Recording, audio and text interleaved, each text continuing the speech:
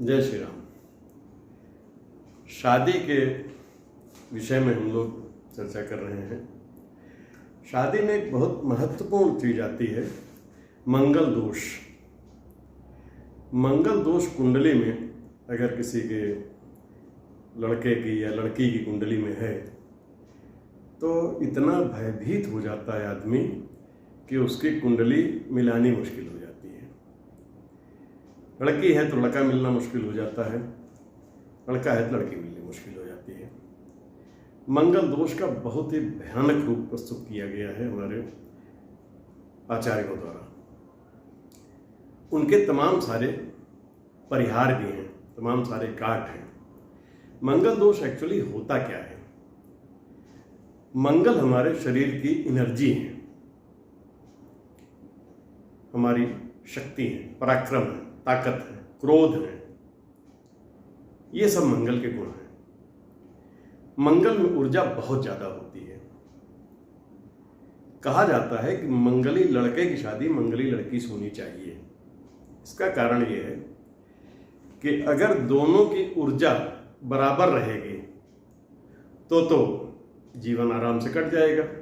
लेकिन एक की ऊर्जा बहुत ज्यादा है और दूसरे में ऊर्जा नहीं है या दूसरे की ऊर्जा बहुत कम है तो निभना मुश्किल होता है। दो ताकतवर व्यक्ति आसानी से युद्ध नहीं करते हैं, लड़ते नहीं हैं। वह एक बात कहे दूसरा तुरंत दोहराएगा तो शांत हो जाता है। सिर्फ इतनी ही से बात है कि मंगल की कुंडली वाले का विवाह मंगली कुंडली से किया जाता है ताकि दोनों की एनर्जी को बैलेंस किया जा सके। अब मंगल अपने आप में क्रूर ग्रह है, क्रोध का मालिक है, हमारे ब्लड की गर्मी है। इसलिए मंगल को अगर कुछ विशेष स्थानों में होते हैं तो वो दोषपूर्ण हो जाते हैं। सप्तम भाव हमारा स्पाउस का भाव होता है। हमारे पति है तो पत्नी का, पत्नी है तो पति का भाव होता है। मंगल अगर किन किन स्थानों में होता है तो मंगल दोष माना जाता है। प्रथम भाव में, चतुर्थ भाव में, सप्तम भाव में, अष्टम भाव में और 12वें भाव में मंगल अगर बैठा हुआ है कुंडली में, इस कुंडली को मंगली कुंडली कहा जाता है, मंगल दोष कहा जाता है। दक्षिण में दूसरे भाव में भी मंगल दोष मानते हैं, लेकिन उत्तर भारत में हम लोग इन भावों में मंगल दोष मानते हैं। अब विभिन्न भावों में मंगल जब बैठते हैं तो उनका क्या प्रभाव आता है, क्यों प्रभाव आता है, ये आज हम देखेंगे।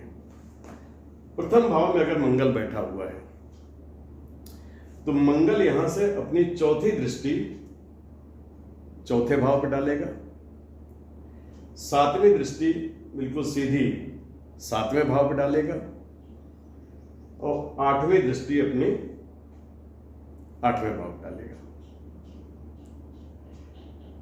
4, 7, 8 इनकी 3 दृष्टियां होती हैं मंगल की। प्रथम भाव व्यक्ति खुद होता है, चतुर्थ भाव उसका घर का सुख होता है, वाहन, घर का सुख, घर का एटमॉस्फेयर, ये चीजें होती हैं। और सप्तम भाव उसका स्पाउस होता है। अष्टम भाव पीड़ा का भाव होता है। अब अगर यहां बैठे हुए मंगल इन तीनों भावों को प्रभावित करेंगे, व्यक्ति में अनमनापन रहेगा, विचलित सा रहेगा व्यक्ति, क्रोध बहुत आएगा।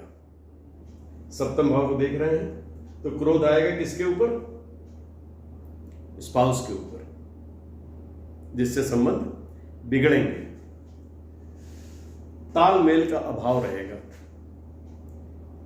एनर्जी के ग्रह, इनमें बहुत ज्यादा एनर्जी होगी, स्पाउस उसको नहीं बियर कर पाएगा तो तालमेल का अभाव बना रहेगा। शनि अथवा केतु अगर साथ में कहीं आ जाए यहां पे तो फिर सोने पे सुहागा हो गया। ये भी क्रूर ग्रह हैं, इनके साथ में आने पे ये और ज्यादा घातक हो जाता है। हर मामले में एक दूसरे पे अविश्वास करेंगे। घर का मामला हुआ, घर ऐसा नहीं है, वैसा नहीं है, परिवार का सुख है, जितनी भी चीजें हैं उनमें सब में कुछ न कुछ विवाद होगा। यहाँ पे विवाद रहेगा ही। अष्टम भाव के जितने कारक हैं उन सब की वजह से विवाद रहेगा। किसी न किसी विवाद की वजह से हमेशा इन लोगों के मतलब इतना विवाद कभी कभी बढ़ जाता है, विवाह भंग होने की संभावना आ जाती है कि जाओ हम साथ में ही नहीं रहेंगे।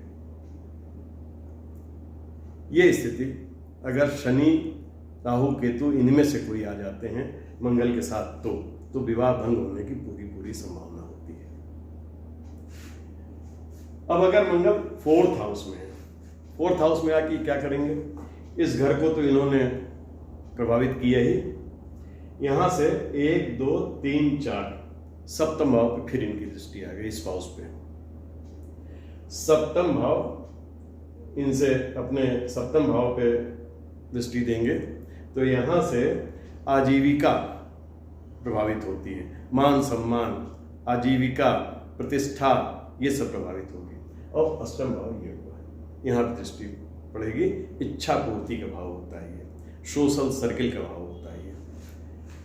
दूसरे चौथे भाव में जब ये आ जाएंगे तो इसका संबंध होता है गृहस्थी से और परिवार से, होम प्लेजर, फैमिली हमारी, माँ हमारी, इन सब चीजों से इसका संबंध होता है। तो इस घर को प्रभावित करेंगे ये चतुर्थ भाव को।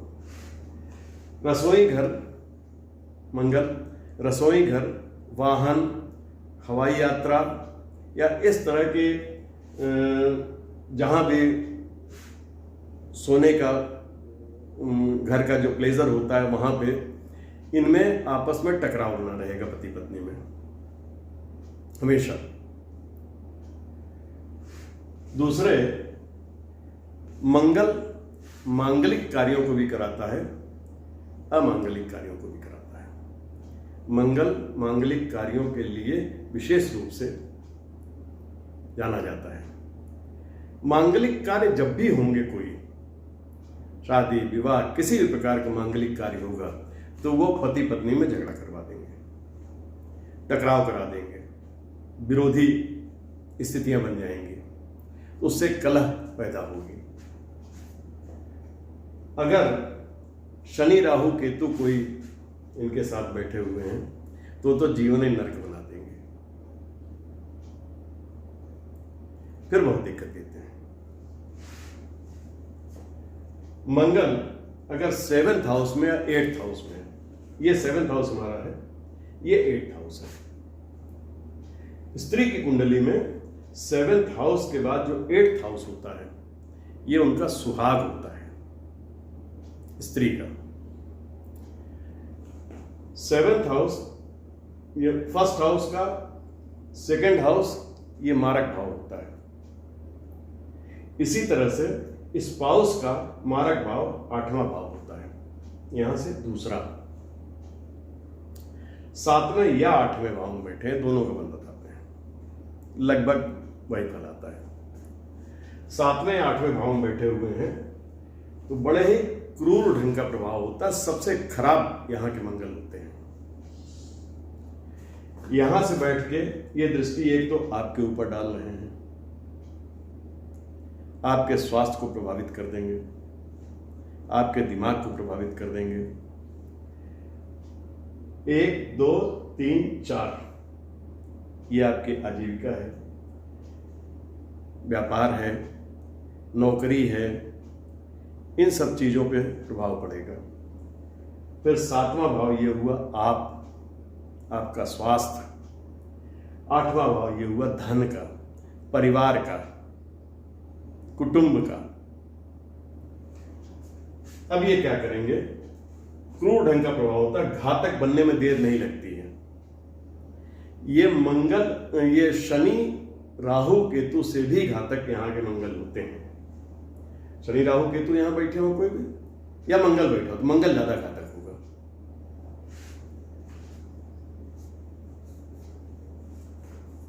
अगर शनि, राहु, केतु इसी में से कोई एक ग्रह मंगल के साथ आ जाए, मतलब पाप प्रभाव मंगल का बढ़ जाए, तो क्या होगा? वैवाहिक जीवन के आनंद में कमी आ जाएगी शारीरिक स्वास्थ्य की वजह से। शरीर का स्वास्थ्य, इसकी वजह से वैवाहिक जीवन का जो आनंद होता है उसमें कमी आ जाएगी, उसमें बाधाएं आने लगेंगी, उसमें दिक्कतें आने लगेंगी स्वास्थ्य की वजह से। दूसरे, परिस्थिति बस एक दूसरे से अलग रहना पड़ेगा। कोई न कोई परिस्थिति ऐसी बनेगी पारिवारिक, परिवार को देख रहे हैं ना, ये 8वां, तो पारिवारिक परिस्थिति कुछ ऐसी बनेगी कि जिस वजह से सेपरेट करा देंगे।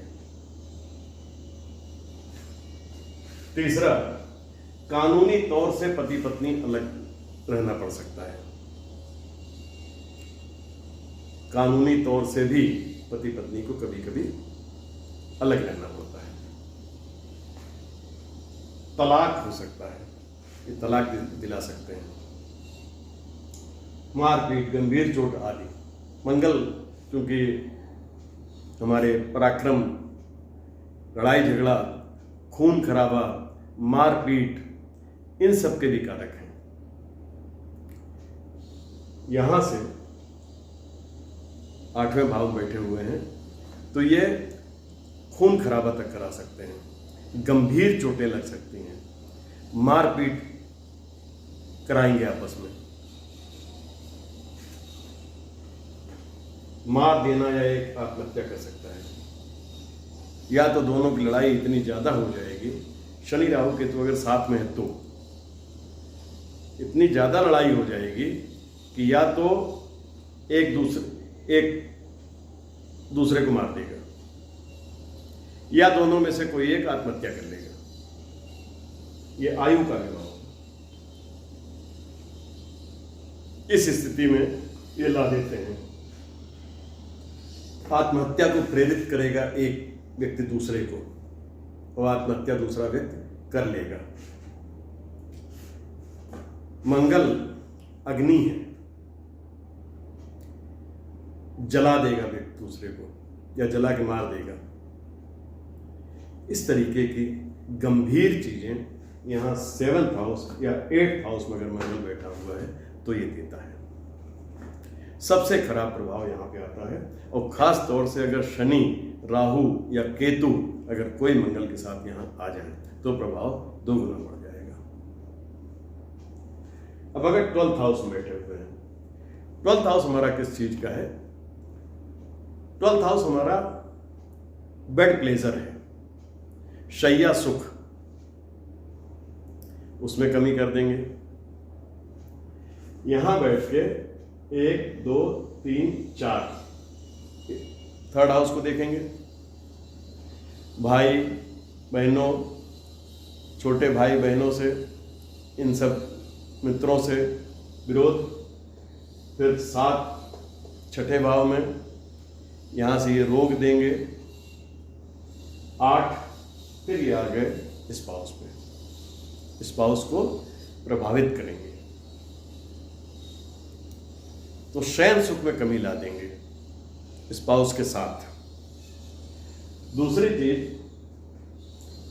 परिवार के लोगों के हस्तक्षेप की पूरी संभावना होती है पति पत्नी के संबंधों के बीच में, जिस वजह से दिक्कतें आती हैं।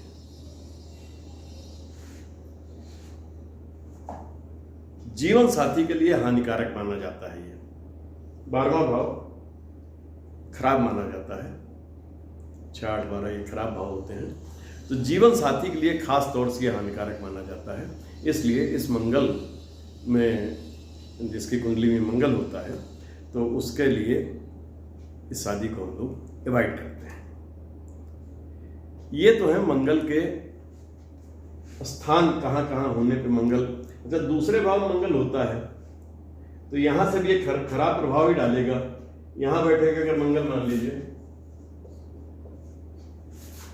1 2 3 4 इस भाव पर प्रभाव डालेगा, फिर 7 यहां पर प्रभाव डालेगा, और 8 यहां पर प्रभाव डालेगा। यहां से मंगल हमारे संतान के भाव में प्रभाव डालता है। संतानोत्पत्ति में, संतान पैदा होने में या संतान के सुख में कमी करेगा। यहां बैठेगा तो ये पीड़ा का ही भाव है, यहां दृष्टि देगा तो पीड़ा ही देगा। ये हमारा भाग्य भाव है, भाग्य को इफेक्टेड करेगा,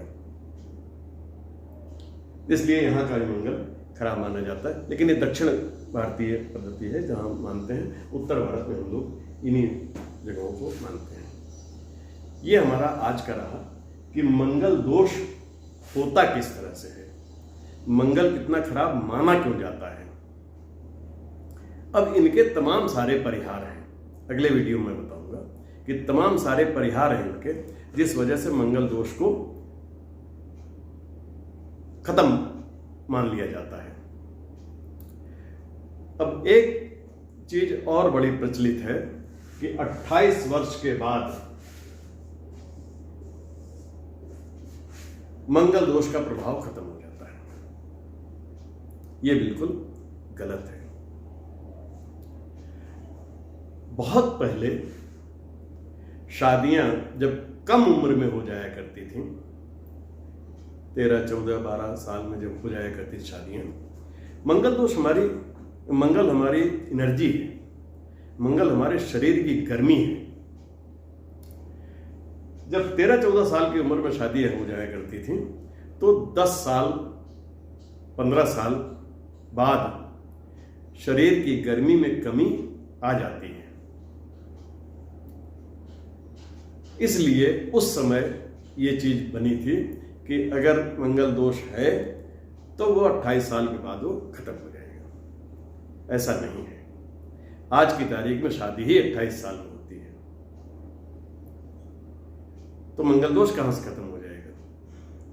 इसलिए ये थ्योरी आज की तारीख में बिल्कुल गलत है। मंगल दोष खत्म नहीं होता है। मंगल दोष के परिहार अलग तरीके के हैं, वो मैं अगले वीडियो में आपको बताऊंगा। इससे घबराने की बिल्कुल जरूरत नहीं है। जैसे सभी ग्रहों का प्रभाव होता है खराब अच्छा, उसी तरह से मंगल का भी प्रभाव खराब अच्छा दोनों होता है। विशेष घरों में बैठे हुए हैं तो इनका प्रभाव इस तरीके का आ जाता है। लेकिन अगर कुंडली मिलान में सावधानी बरती जाए तो ये कोई भी प्रभाव आपको कोई नुकसान नहीं पहुंचा सकते हैं। लड़का भी मंगली है, लड़की भी मंगली है। उसने एक थप्पड़ मारे, उसने 2 मारे, बराबर का मामला, लड़ाई झगड़ा खत्म, सारे दोष बरोबर। इसलिए मंगली कुंडली को मंगली से ही मिलाया जाता है। ये मंगल दोष का कुछ चीजें आपको मैंने बताई हैं। आगे मैं मंगल दोष के परिहार बताऊंगा, उसके उपाय बताऊंगा। नेक्स्ट वीडियो जरूर देखिएगा। आज के लिए इतना ही। अगर आपने हमारे चैनल को भी सब्सक्राइब नहीं किया, सब्सक्राइब कर लें, बेल आइकन जरूर दबा दें ताकि आपको नोटिफिकेशंस लगातार मिलती रहें। मिलते हैं नेक्स्ट वीडियो में। जय श्री राम।